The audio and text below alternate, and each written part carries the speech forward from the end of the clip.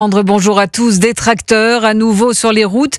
Moins d'un an après leur mobilisation massive, ils sont à l'arrêt depuis hier soir sur la nationale 118 au niveau de Vélizy-Villacoublay près de Paris.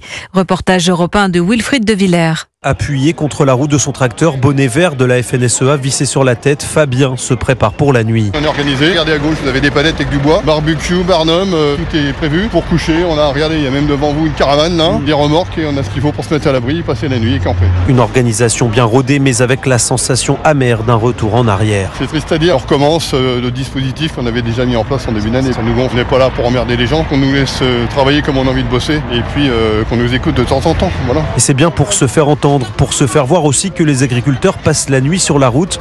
Pierre-Yves lève le poing en l'air quand un automobiliste klaxonne en signe de soutien. On est en région parisienne, donc il y a un fort trafic. Ça permet justement que les gens nous voient, qu'ils voient qu'on est actuellement en train de reprendre notre mouvement. Et puis aussi renouer ce contact population-agriculteur. Un peu plus loin, 3 hommes profitent d'un brasero pour se réchauffer les mains avant d'aller dormir dans leur tracteur. Ils lèveront le camp à la mi-journée, mais tous promettent de nouvelles actions. Il ne s'agit, disent-ils, que du coup d'envoi.